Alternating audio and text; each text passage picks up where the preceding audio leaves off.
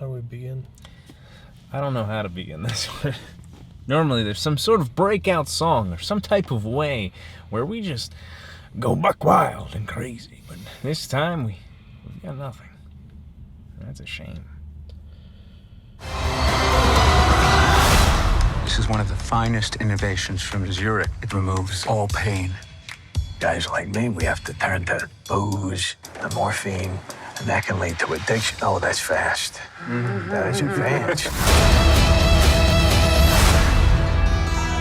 Hello, everybody. Welcome again to Keystone Film Review. We just saw Amsterdam, written and directed by David O. Russell, starring Christian Bale, Margot Robbie, John David Washington, almost called him Chapman, Alessandra Nivola, Andrea Riseborough, I believe that's how you pronounce it, Anya Taylor-Joy, Chris Rock, Matthias Schoenaerts, Michael Shannon, Mike Myers, Taylor Swift, Timothy Olyphant, Zoe Saldana, Rami Malek, Robert Downey Jr., Robert De Niro, same person, and several other people. It is just a gaggle of stars here. Powerhouse, shall they say. Yes, this, of course, as I said earlier, is directed by David O. Russell.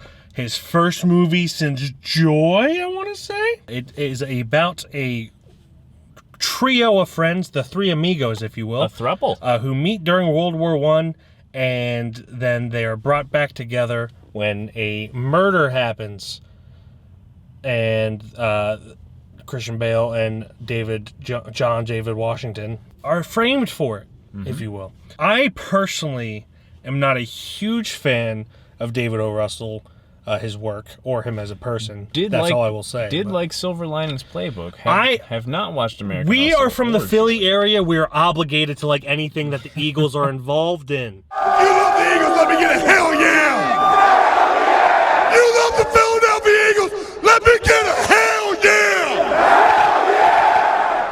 It's in law. our contract. It's Rocky and the Eagles, and we gotta represent. So yes, I am contractually obligated to like Silver Linings Playbook, and also can't walk past the Raiders without a water ice. We need a water ice. Damn it! But regardless, really the only David O. Russell movie that I've watched and liked is Silver Linings Playbook. Haven't watched a single one besides this one. American Hustle also takes place in Philadelphia, as does Joy, the Philadelphia Lancaster area. Takes QVC, is a Pennsylvania staple. Yep. So he's just I don't know if he likes Philly or if he just Bradley Cooper persuaded him to like Philly.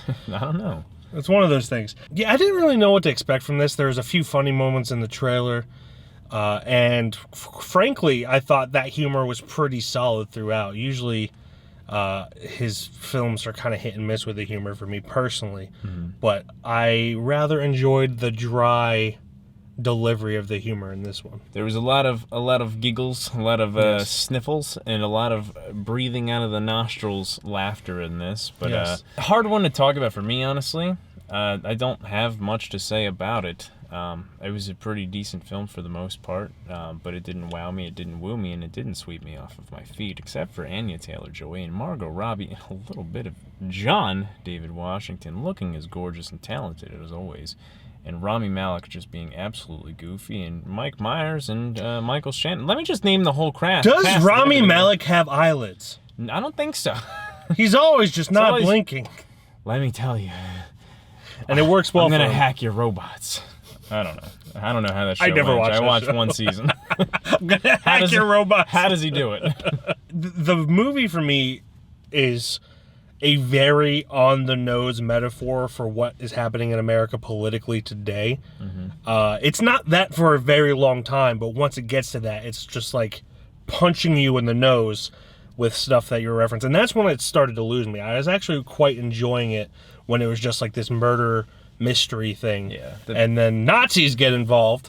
Not that it's bad per se, but it was a much better film before it got, on the nose politically. It would have been nicer if it was a little more subtle. It was, for me, the beginning was a little too fast paced. The middle was pretty good, and then the end kind of jumped to the conclusion of the film for me.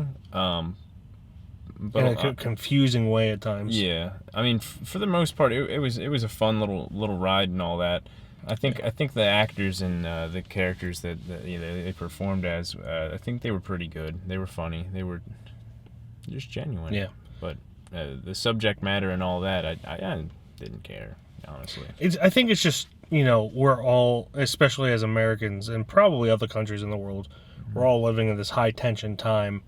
And I don't want to say we don't need to be reminded of that, but like, I wanted to just watch a murder mystery comedy kind of thing. It was nice to see a movie before World War II. Yeah. Because we get a lot of World War II movies now. So it was nice to kind of see like a in between World War I and II type movie, for instance, instead of a... That doesn't take place in the 20s, because it's either World War I, World War II, or Flappers. And this was kind of at the middle of the Great Depression, references to FDR and everything. I believe the stock markets crashed in 1929, if not 1930, and this takes place in 1933. So it's kind of seeing, especially New York, it takes a big place in New York. At that time was very interesting, seeing how veterans were potentially mistreated. Again, this is very loosely based on history, although veterans are mistreated pretty much every single war, unfortunately. Pretty consistently terrible. And mistreated by the government more than anyone else. That unfortunately is still true today. It's been true with every single presidential cabinet. Our country does a shit job at taking care of its veterans. Yeah. It was cool to see that world, but also kind of depressing to see that not much has changed. I think, yes, people today now, at least the vast majority of people, are a little more empathetic to people who are different than them than they were back then, but it's a depressing time to be an American. But Christian Bale's hilarious in this. Chris Rock is really funny in this too. He's not really enough good. of him in it, though. Not enough Chris Rock. I could use more Chris Rock in everything, pretty much. He's an underrated actor, in my opinion. I think John David Washington was great, but he felt off in the movie at times. Like, he was more monotone, a lot of it, and like he wasn't up to the tone of the rest of the movie, I think. I chalk that up mostly to, forgive me, David O. Russell stands, but David O. Russell, he does not like directing his actors, even though that's his goddamn job. There are videos of him yelling at actors because he doesn't know how to talk to them.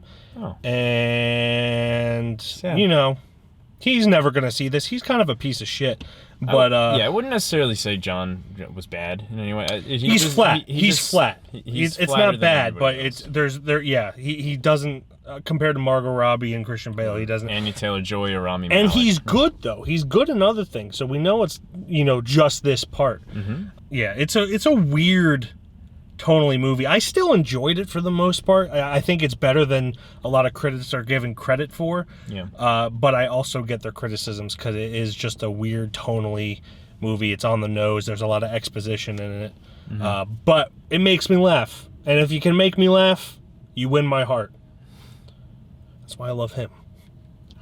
I don't know vocab words. He does know vocab words. I would give this... I'm between a 2.5 and a 3. You too, I'm assuming? I've been pretty set on this before we even finished the film, to be honest. Yeah. I'm dead set on a 3. A 3? Yeah, I think I'm at a 3 too. It was more funny than a 2.5 warrants, and definitely a 3, not even close to a 3.5. Yeah. As far as it went, I think the cast was fun and everything like that, but I mean, as far as the rest of the movie went, inconsistent writing. Yeah. When the writing is good, it's really good, but when the writing is mediocre, it's like painfully mediocre. But yeah, I'm at a 3 as well.